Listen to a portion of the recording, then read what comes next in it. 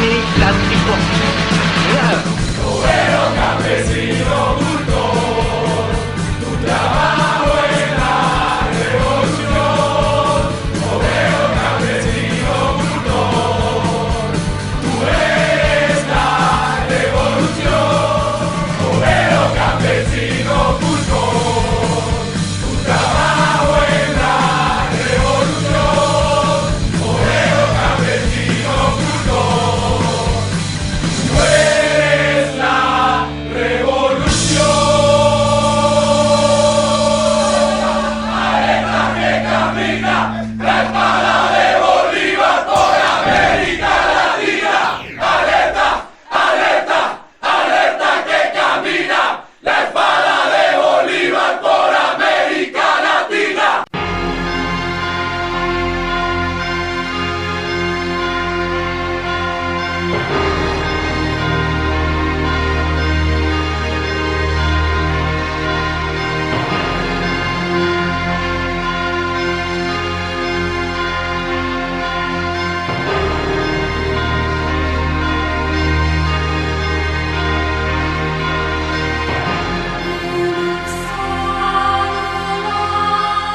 Izquierda Visión, la guerrilla comunicacional desde Managua, Nicaragua Libre, transmitiendo todos los sábados por Canal 4. Y pues nos acompaña hoy como invitado el periodista y diputado Moisés Absalón Pastora. ¿Cómo va, maestro? Hermano mío, muchísimas gracias por invitarme a este programa. No te lo digo cajoneramente como te lo pudiera decir quien quiere halagarte. Gracias. Te lo digo desde la percepción periodística que uno tiene para calibrar programas en los cuales uno puede documentarse, explorar la historia, sentirse cierto de aquello que se dice y que convence, que no impone, que su naturaleza es la de convertirse en un promotor de bagaje ideológico y político, y eso es lo que hace tu programa, de manera que cada vez que me decís, aunque cada vez menos, que venga y que te acompañe el programa, gustosamente aquí me tienes. Gracias, maestro. Bueno, Marcio, es un poco complicado el asunto para los que somos creyentes. Sí. Yo no vendo santidades, soy un hombre común y corriente, pero en mi estructura mental existencial tengo, por supuesto, estructuras que respetar. Y ante todo, hombre terrenal, laico, para mí es Dios. Soy de aquellos que piensan que a Dios no se le puede tocar con las manos sucias. Que después de Dios es mi patria. Y que esa cuna que me vio nacer, que me dio mi nacionalidad, que permite crear el hogar que he habitado con Saraí, que en la estructura es mi tercera prioridad. Claro. Entonces, uno en esa línea de una agenda que uno se propone defender por encima de todas las cosas, entra en conflicto cuando tocas temas que son referentes a la divinidad, al Dios supremo, al ser creador. Hay algunos que dicen que son agnósticos, otros que son ateos, Sí. pero al fin y al cabo no te pueden explicar la naturaleza del por qué una hoja de un árbol no la puede producir un hombre, el agua no la puede producir un hombre, el aire no lo puede producir un hombre. Es decir, son cosas que están ahí, que representan nuestra existencia, pero que son producto indiscutiblemente de una mano omnipresente, omnisciente, que en sinónimo es Dios. Entonces, cuando desde esa perspectiva de creyente uno hace un balance de lo que ha sido su vida espiritual y ubicándonos en el plano de nuestra amada Nicaragua, llegas a conclusiones que te golpean. Yo fui católico hasta el año 2019, que renuncié públicamente a mi catolicismo. Pero antes de eso, tuve una relación muy cercana, Ajá. en términos de amistad, con los altos jerarcas, algunos altos jerarcas de la Iglesia Católica de Nicaragua, que llegaban a mi casa de habitación cuando yo hacía, digo hacía en pretérito porque ya la edad me domó, las energías no son las mismas, y llegué hasta coronar 30 años haciendo ese tradicional nacimiento. Sí. Y siempre figuras como Juan Abelardo Mata, Silvio Báez, Leopoldo Brenes, Bosco Vivas, ese gran referente, Claro. que con mucho respeto siempre y cariño y admiración recuerdo, llegaban a mi casa y nos sentábamos a platicar, a conversar en un ambiente de convivencia y camaradería del que no tenés idea. Hacer bromas, chistes. Todo lo que te puedas imaginar y a chilear como que si ellos fueran hombres no necesariamente enfundados en una sotana, como que si estuviéramos vos y yo platicando de cosas del mundanal. Claro. Entonces, así era la relación que tenía con esos personajes. Por supuesto, yo tenía una posición en el antes y en el después, Sí. en determinado momento histórico de lo que le tocó vivir a nuestro país. Y entonces cuando coincidíamos en las posiciones políticas e ideológicas, yo era una persona admirada por ellos. Claro. Cuando de repente empecé a ver las grandes transformaciones en este país y empecé a ver a partir del 2007 cómo la naturaleza estancada de este país cambió por una visión social de profunda transformación en el país, yo abracé ese proceso y me di cuenta de que era lo que históricamente muchos que empezamos con el Frente Sandinista de Liberación Nacional habíamos demandado a través de toda nuestra lucha y que se estaba realizando. Eso no les gustó. Y entonces aquellos obispos que llegaban a mi casa por posiciones políticas irrespetuosas del pensamiento ajeno, porque yo ya no pensaba como ellos, dejaron de llegar a bendecir al niño Dios. ¿Y qué tenía que ver el niño Dios en esto? Claro. ¿No era acaso la expresión de una parte de lo que representa la cultura de los nicaragüenses? Esa raíz profundamente cristiana que nos representaba el niño nacido como buena nueva, lo que debía llamar al interés de estas personas. Me llevé un tremendo fiasco. Y entonces vinieron los eventos del 2018. Claro. Y me conmovieron aquellas escenas dramáticas, dantescas, donde desde los tranques que en una ocasión Silvio Báez llegó a decir que eran una genial idea, eran no más que paredones donde la existencia humana terminaba fusilada en muchos casos, torturada, vejada, violada, amenazada. ¿Y cómo era posible entonces que algunos sacerdotes, algunos obispos, se dedicaran a consagrar la violencia de aquellos momentos? Y aquí quiero hacer un punto y aparte sobre este mismo tema para hacer una demarcación, porque desgraciadamente cuando asumimos estas posiciones críticas contra algunos líderes de la Iglesia Católica, Sí. tendemos a generalizar. No son las instituciones las culpables de los errores que cometen las personas, Marcio. Son las personas las que ensucian las instituciones. Claro.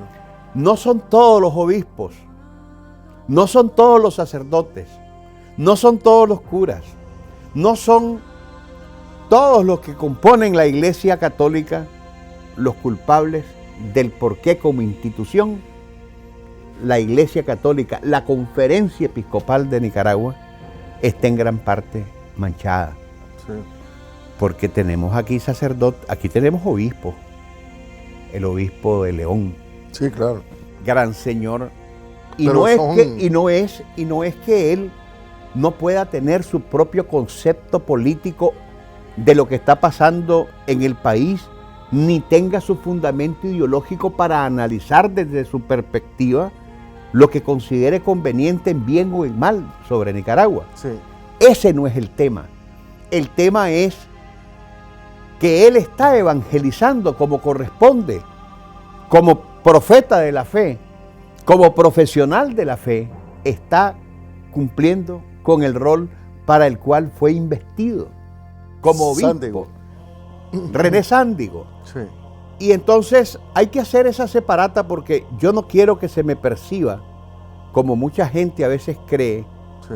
que estoy ensimismado en una campaña o que vos estás ensimismado Sí. en una campaña o que la inmensa mayoría de los nicaragüenses estamos ensimismados en una campaña de esta naturaleza. No, son ellos, con nombres y apellidos.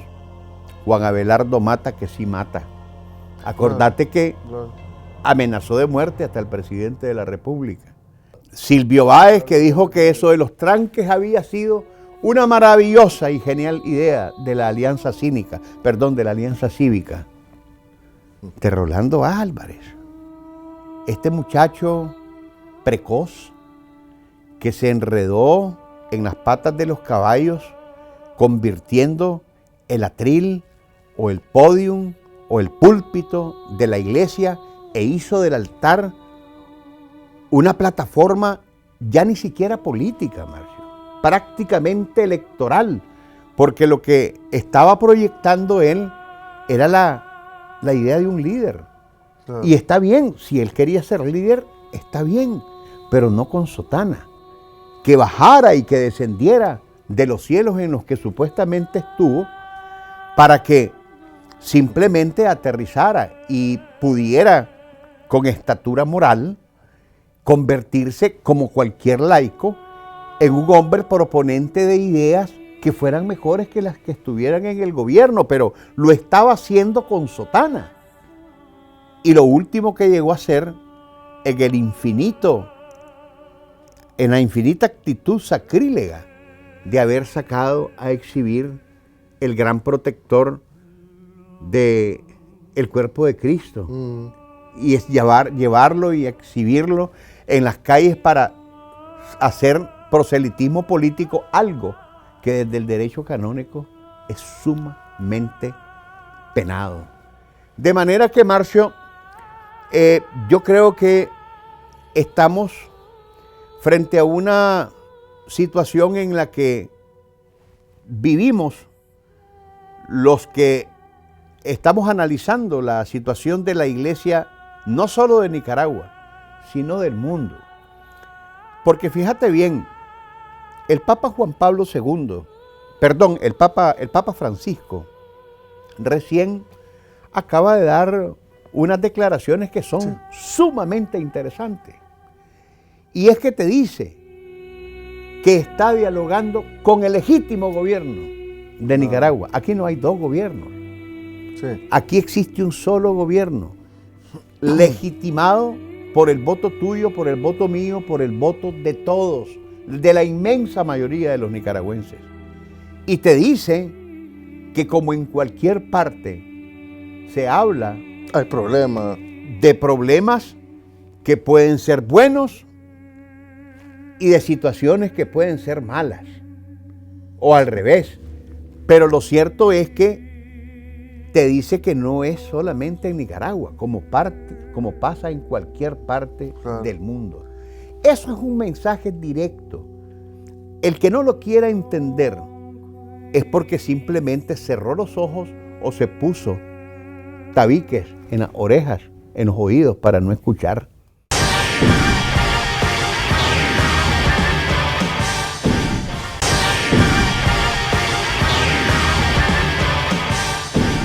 Uno dice, hay razones sobradas para pensar el por qué la tan debaclante situación de la Iglesia Católica en Nicaragua.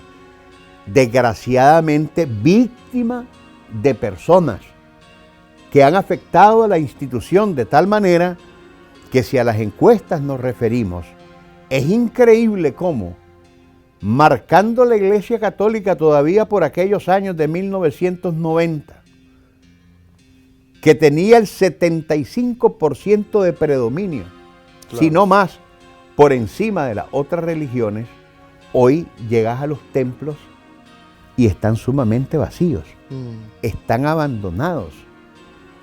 El feligrés no tiene la misma confianza que tenía antes con el pastor. Y cuando te hablo de pastor, puede ser un pastor de la Iglesia Católica y puede ser otro tipo de pastor, por ejemplo, la evangélica, donde también son hombres al final comunes y corrientes.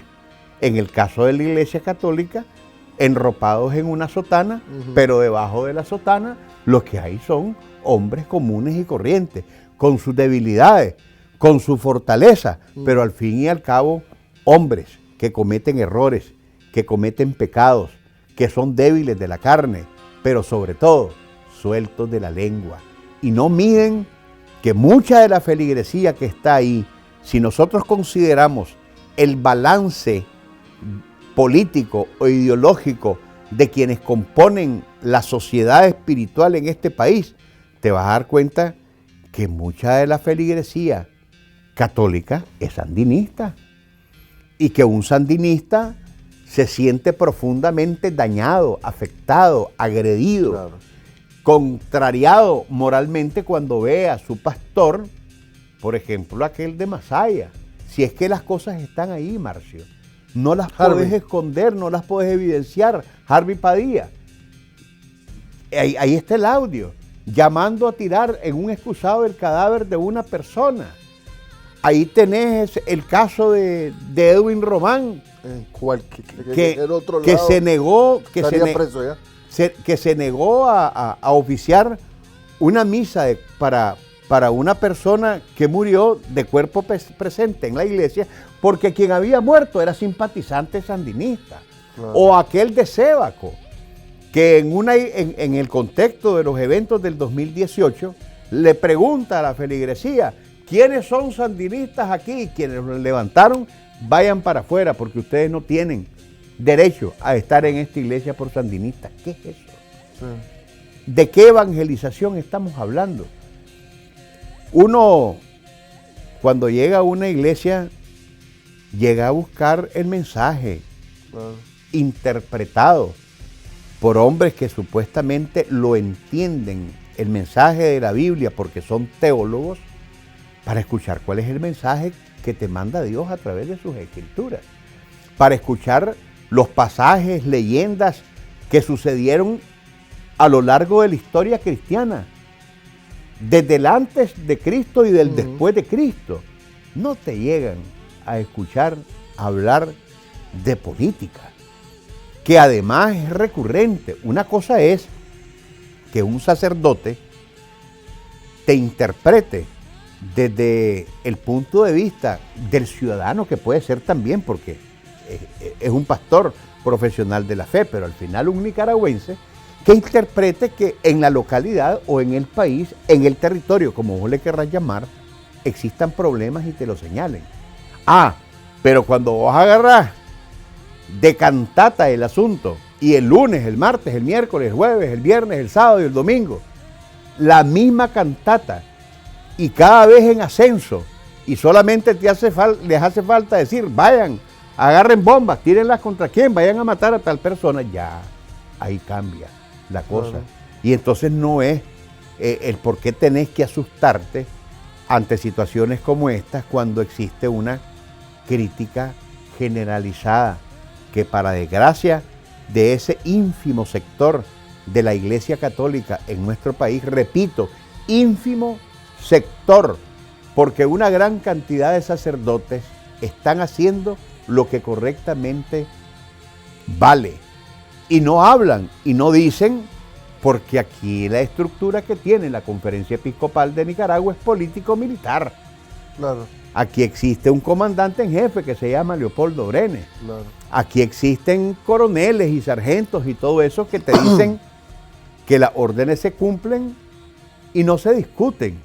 Y que si vos te salís de ese guión, simplemente te agarran de una parroquia en la que estás más o menos bien y te mandan al otro lado del planeta, a un lugar inhóspito donde no hay acceso, te castigan.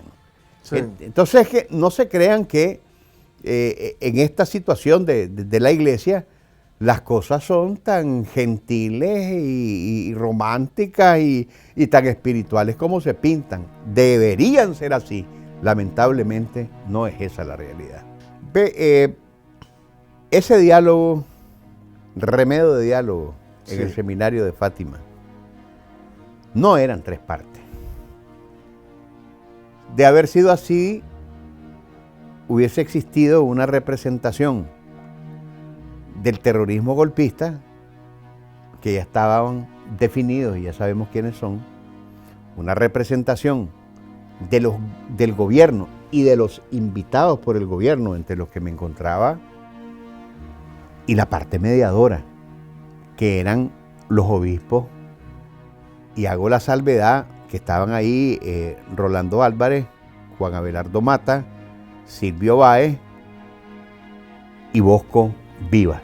Y saco a Bosco Vivas de esto porque en todo el contexto de lo que fue el diálogo fue el único reflexivo, el único que siempre tuvo los pies en la tierra y tuvo la intención de asumir realmente el papel mediador.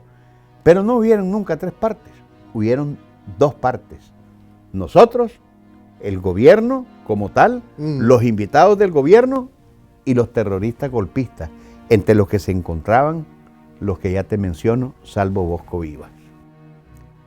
Bueno, yo recuerdo en una parte intensa de ese diálogo, remedio de diálogo, que me toca intervenir en algún momento y lo que es Dios o la providencia o lo que sea, y me frenan. No puedo asumir la palabra que me correspondía, porque en ese momento está arribando al país del aeropuerto directo al diálogo, el nuncio apostólico Sommertag. Sí. Y entonces ya lo presentan, y a una vez que lo presentaron, me volvieron a conceder, me dieron la palabra porque estaba en línea de espera, me correspondía a mí. Qué preciso momento. Yo creo que las cosas no suceden por casualidad, porque me permitió decirle, señor nuncio apostólico, bienvenido a Nicaragua, en un momento crucial que demandamos la sensatez de todos los nicaragüenses, pero sobre todo la sabiduría que debería existir entre los mediadores. Porque ¿sabe qué? Aquí se invirtieron los valores. Aquí en este país, gracias a algún sector que solamente lo referí con la mano, aquí al odio se le está llamando amor. Sí. Aquí a la violencia se le está llamando paz. Eso, sí. Aquí al diálogo se le está llamando lucha.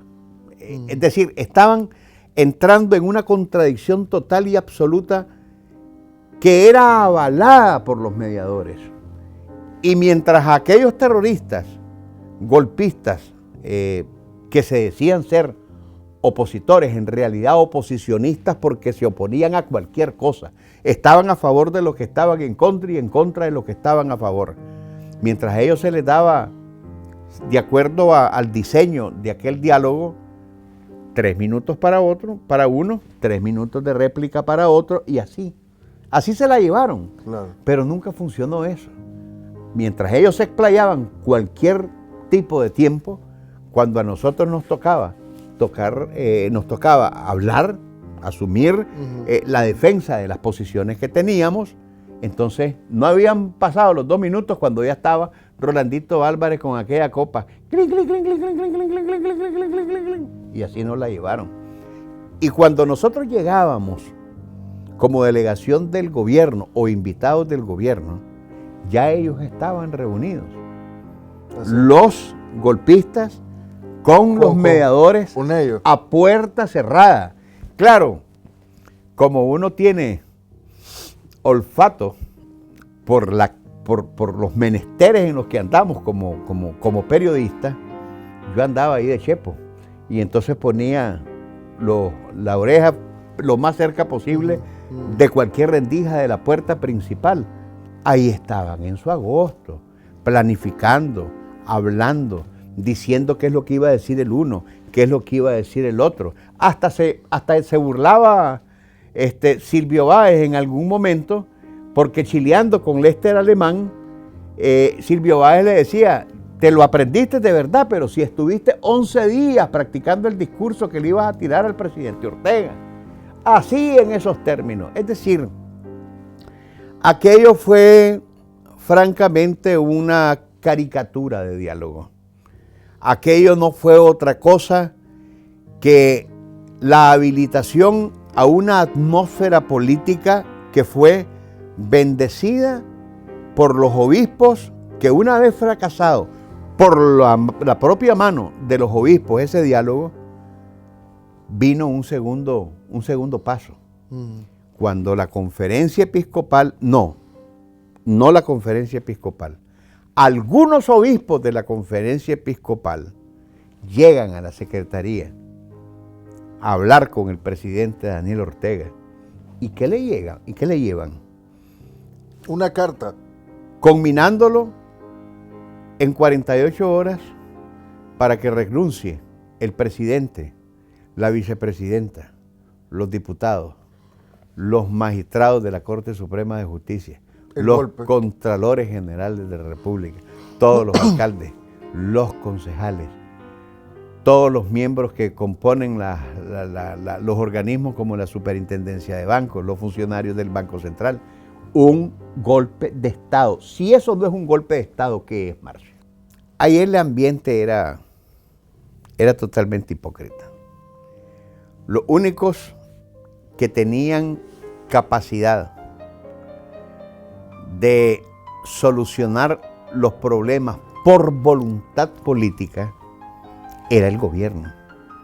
Y el gobierno accedió tanto que una de las primeras cosas que dijeron los señores que estaban ahí representando a mediadores que nunca fueron, fue acuartelar a la policía. Claro. Y cuando se les decía a los obispos en los entretiempos que existían para abrir espacios después de las ponencias a negociaciones personales o directas entre los diversos grupos o mesas que se hacían, entonces ellos, aquí tenemos una figura que es muy caracterizada, hablamos de la guatusa. Sí. Entonces vos hablabas con ellos, Y ya yo pero ellos te hacían la guatusa, entonces Claro. ellas te ponían un rostro amable, Sí. pero eso era de fachada. Lo legítimo era que ellos ya tenían una línea trazada. Claro. Ellos tenían un objetivo.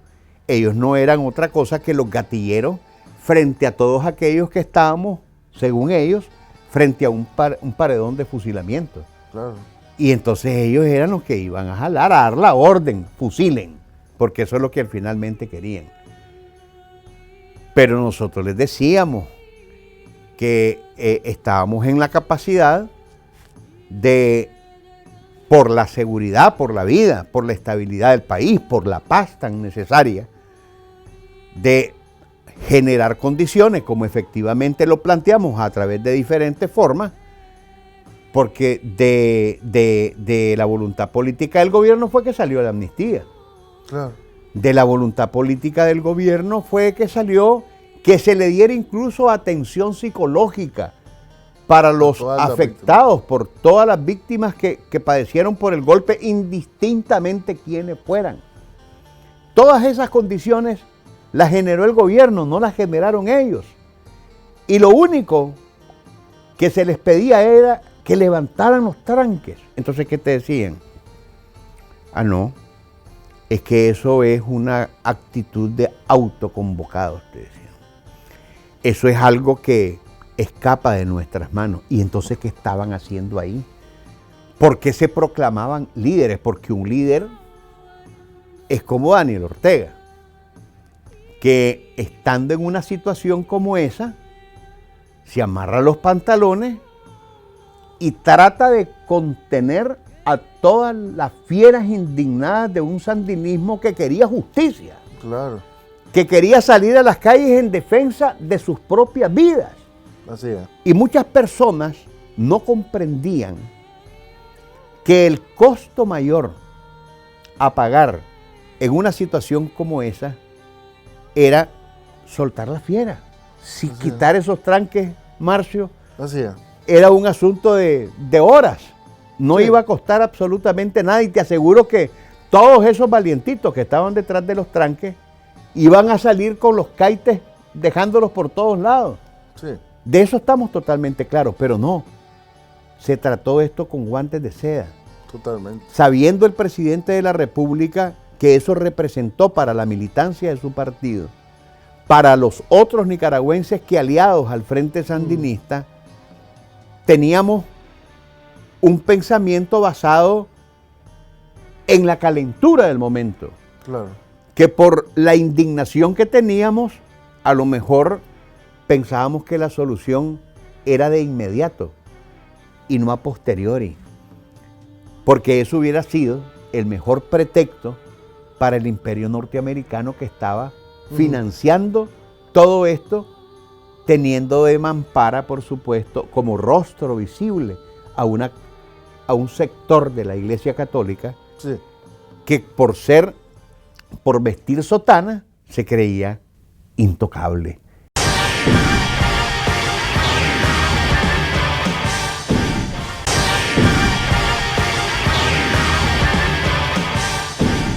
Fácilmente se percibía en cada uno de ellos un sentido de protagonismo, de andar sobre alfombras rojas, En cámara. que le y todo besaran los pies, que le besaran las manos, y que el obispo aquí, y que el obispo allá. De repente se creían hasta papas. Entonces, esa es parte de la deidad y la divinidad en la que la arrogancia, porque ese es otro problema. En estos días estuvo presentando Raúl Obregón su última encuesta sobre la independencia centroamericana, Sí, en el contexto de la dominación de la corona española que nos condujo al grito de la independencia porque decidimos no seguir siendo esclavos, sí. ni soportar el yugo de la monarquía o de la corona española. Y entonces, entre los temas a tocar, cada uno de esos países, Guatemala, Honduras, El Salvador, Nicaragua, Costa Rica, independientemente de los gobiernos, posiciones políticas o ideológicas, coincidían en dos cosas. Dos en una: que la monarquía nos debía un perdón que todavía no ha dado, y que la Iglesia Católica igualmente nos debe a nosotros, los centroamericanos. Claro. Nicaragua particularmente tuvo el mayor rango de opinión sobre ese tema. Nos debía igualmente un perdón. Sí, Yo creo que la Iglesia Católica de Nicaragua, si quiere recuperar el estatus que hace 30 o 40 años atrás tuvo, o si quiere recuperar el respeto que se le ha perdido, y si quiere realmente sentir que su discurso de evangelización está llegando a las almas perdidas, debe pedir perdón, debe hacerlo, por el bien de la propia iglesia, porque al paso que va aquí en Nicaragua sobre todo, donde aquí cualquiera puede profesar la religión que quiera, Así aquí es. las iglesias están abiertas, claro. aquí los sacerdotes están oficiando sus rituales, ahí están en sus altares, ahí están en sus procesiones, ahí anda San Jerónimo en Masaya. Sí, Y en todas partes están haciendo sus procesiones. Pero una cosa es la procesión, la adoración para aquellos que lo quieran hacer porque admiran una imagen, y ese es el derecho de cada quien. Habemos otros que no creemos en eso, porque somos profundamente cristocéntricos, porque no estamos identificados ni con la religión evangélica ni con la católica, simplemente creemos en Jesús de Nazaret. Pero allá aquellos que sí piensan y creen que en las imágenes, pero ahí andan esas imágenes, y andan en procesiones, y los pastores evangélicos ahí están en sus iglesias, hablando, predicando, diciendo lo que quieran, pero eso es otra cosa. No es hacer política, eso es conducir al pueblo perdido a los pies del Señor. Y eso es lo que queremos ver en una Nicaragua como esta, que a mí me gusta ese concepto tan importante que vende el gobierno y que está llegando y que ya caló en nosotros. Una Nicaragua cristiana, socialista y solidaria. Esa trilogía de 3 frentes filosóficos tan importantes es lo que debemos de tener aquí. Cristianismo, porque es lo que nos puede conducir a compartir, a ser seres sociales, a identificar que no solamente nosotros queremos, sino que hay otros que también quieren. Que no solamente nosotros queremos recibir, eso está bien, pero que también debemos de tener la capacidad de dar, y eso se llama solidaridad. Entonces, en ese aspecto, que es una manifestación profundamente moral, profundamente cristiana, profundamente espiritual, los nicaragüenses lo demandamos. La Iglesia Católica debe reflexionar. Creo que el Papa Francisco sabe el rebaño que aquí tiene, y es un rebaño rebelde. Hubo un cónclave hace poco con el nombramiento de nuevos 20 cardenales en el Vaticano. Leopoldo Brenes no fue porque no lo invitaron. Y no lo invitaron porque él está pichando su juego. Si en la Iglesia Católica hay luchas de poderes. Yo creo que Polito, vamos a ser cariñosos con Polito, así le dice Silvio Báez, ¿verdad? Sí. Polito. Fue arrastrado al final por esta fiera. Porque Juan Abelardo Mata, recordemos que en aquellos tiempos de crisis donde Arnoldo Alemán y Eduardo Montealegre se rompen el quepis y generan una profunda división en el liberalismo, ve qué preocupación. Se presta Juan Abelardo Mata, autoproponiéndose como mediador, para ser el gran componedor entre las partes. Sí. Y ahí están las actas, y aquí no hay manera de mentir. Ahí están las actas donde Juan Abelardo Mata y todos los participantes referían lo que día a día en cada una de esas reuniones que se realizaban en las colinas, en la casa de Cecilia Sánchez, pactaban, acordaban.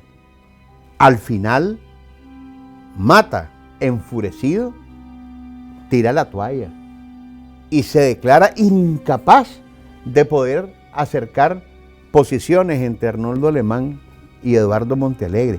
¿Qué tenía que estar haciendo un obispo en una reunión de esa naturaleza? Claro. Decime vos, por favor. Y entonces después pegan el brinco cuando uno los identifica como activistas políticos en cuerpo y alma, no entregados a Cristo, claro, entregados a la política, al mundanal ruido en el que los laicos son los que tienen la palabra y la solución de cada uno de los problemas. Y entonces después te encontrás con un Rolando Álvarez que le gustan las alfombras rojas, que le gustan que lo anden cargando como lo hacían en los tiempos aquellos que terminaron en con Pablo VI, que se terminaron aquellos que los andaban cargando en hombros, y aquel Rolando Álvarez que de repente cree que es el mejor de todos los miembros de la conferencia episcopal. Es el Machatel, ¿verdad? Es el imberbe, es el inmaduro. Si conmigo estudió en el Instituto Didáctico Domingo Faustino Sarmiento Rolando Álvarez, lo conozco perfectamente bien desde entonces. Ya era bandidito desde entonces. ¿Ah, sí? Ah, sí, por Cuéntenos. supuesto. Entonces, y por en aquellos tiempos los bullying también existían. Y cada vez que salía con una trastada le caían con la sopilotera al pobrecito. Pero bueno, ahora él se creyó más liebre que cualquiera de los otros miembros de algunos de la Conferencia Episcopal de Nicaragua. Y se miraba como un gran líder político en los atrios de las iglesias. Sí. Y un tipo que ni siquiera tiene originalidad, porque si te fijas en una particularidad, Rolando Álvarez es un pinche imitador del cardenal Miguel Obando y Bravo. Habla como el cardenal Miguel Obando y Bravo, pero por supuesto no le llega. Claro. Ni a la uña del pie del cardenal Miguel Obando y Bravo. Un gran hombre, un mediador profesional, un gran pacificador, contrario a lo que este imitador quería ser. De manera que Polito fue arrastrado por esta fiera a donde no debía. Y yo creo que a lo mejor es que no tiene, la personalidad lo describe así, un criterio formalmente propio para responder a situaciones que lo obligan a tomar decisiones que son fuertes, porque él al final es el único cardenal que hay en Nicaragua. Claro. Debería él posesionarse del rango y de la investidura que tiene por encima de los demás para poner sobre la mesa cartas que contribuyan a alcanzar la paz total en este país, porque aquí no estamos en guerra, Marcio. Aquí vos y yo estamos platicando de estos temas porque nos interesa la paz, porque nos interesa la estabilidad del país, porque no es con retóricas ortodoxas, desfasadas, que no encajan en la modernidad de este mundo, seguir revolviendo bateas de excrementos para que salgan hedores putrefactos que no contribuyen en nada a que vos, a que este servidor, a que todos nos entendamos. Y no es que aquellos que están del otro lado tengan que pensar igual que lo que yo pienso. Es que nos respetemos. Pero el principio del respeto es fundamentalmente una voluntad expresa de cada ser humano para entender que el respeto, si no existe, lo que crea son atmósferas como aquellas piroplásticas, volcánicas, que son una montaña de lodo hervido y caliente que cuando te toca te quiebra la vida y te calcina.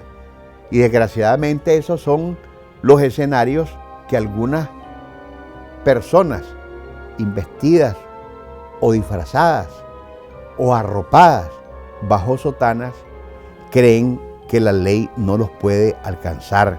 Y aquí me viene a la mente Edén Pastora Gómez, cuando estuvo en una ocasión en mi programa Detalles del Momento. Sí.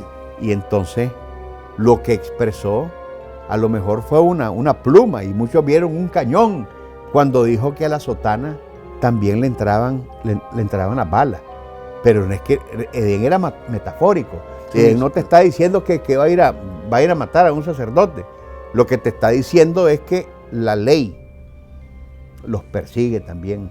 Así es. No porque lo digamos aquí en Nicaragua, porque la ley persigue al sacerdote que en los Estados Unidos, y los hemos visto en masa, hinchachados, cuando cometen delitos van presos, como lo persigue en México. Acaba de caer en desgracia un cardenal, y como lo persigue en Canadá, como lo persigue en cualquier parte. La Conferencia Episcopal de Nicaragua fue allanada por el organismo de investigación judicial. Es decir, estamos hablando de cosas que no salen de la boca al labio. Ahí están las pruebas, ahí están las referencias.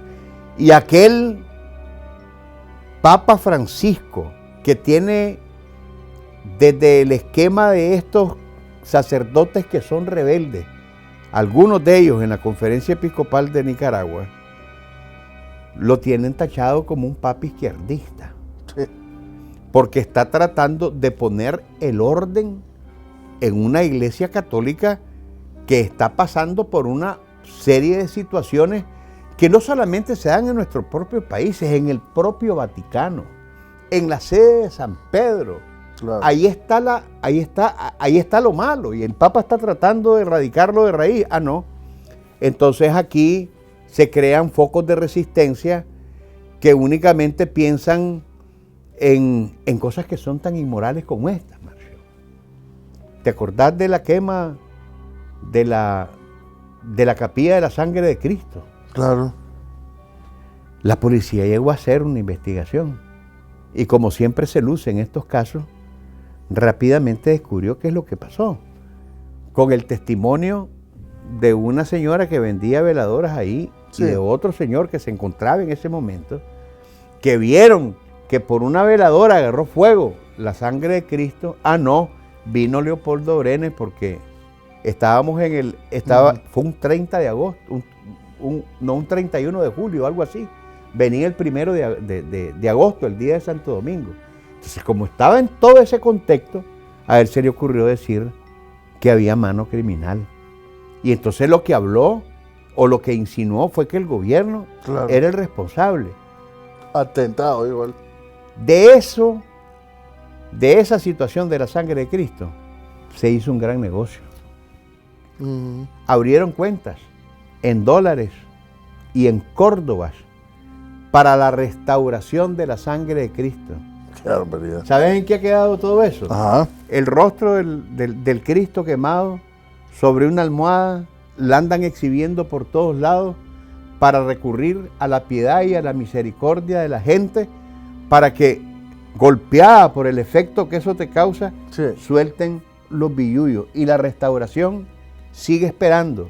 Hace 2 años, Leopoldo Brenes Polito decía que no podía restaurarse porque estaban esperando que expertos en restauración de ese tipo de reliquias religiosas llegaran del exterior, pero que no podían porque no había transporte aéreo, porque había que traerlos de Perú, que es donde están los especialistas. Oíme, aquí estamos llenos de aerolíneas que están viniendo. ¿Desde hace cuánto están viniendo? Claro. Ah, no, pero la imagen quemada del sagrado, de la sagrada sangre de Cristo, vende. Ahí está. Nada más el rostro, pero ellos siguen recibiendo en sus cuentas en dólares y en Córdoba. No nos enredemos. Bueno, no, gracias, maestro. Nos encontraremos el próximo sábado a las 2 por Canal 4, la mejor televisión. Plomo. Cristo al servicio de quién, preguntaba Jaime Obrero, preguntaba Jaime Obrero. Al servicio de unos pocos que se lo llevaron preso, disfrazándolo con lujos, sabiendo que él es del pueblo. Lo tienen encarcelado en palacios de concreto, con pisos de puro mármol, de pura madera el techo, templos que no se parecen a las casas de mi pueblo, casas de lata y cartón, techos rotos, tierra al suelo. Cristo al servicio de quién, preguntaba Jaime Obrero, preguntaba Jaime Obrero. A Cristo hay que liberarlo, él siempre quiso ser pueblo y hoy lo explotan los de arriba. Una institución como la Iglesia Católica, utilizando a sus obispos aquí en Nicaragua para dar un golpe de Estado. ¿Desde cuándo los curas están para dar golpes de Estado? O sea, yo le diría a su santidad el Papa, con todo respeto, a las autoridades de la Iglesia Católica, yo soy católico, Y como cristiano, como católico, no me siento representado. Preguntaba Jaime Obrero, a Cristo hay que liberarlo. Me decía Jaime Obrero, porque ellos se lo han robado. Y Cristo es del pueblo. Iglesia que no denuncia la injusticia y la opresión. Es una iglesia vendida. Queremos resurrección, queremos renovación, queremos revolución. Cristo al servicio de quién.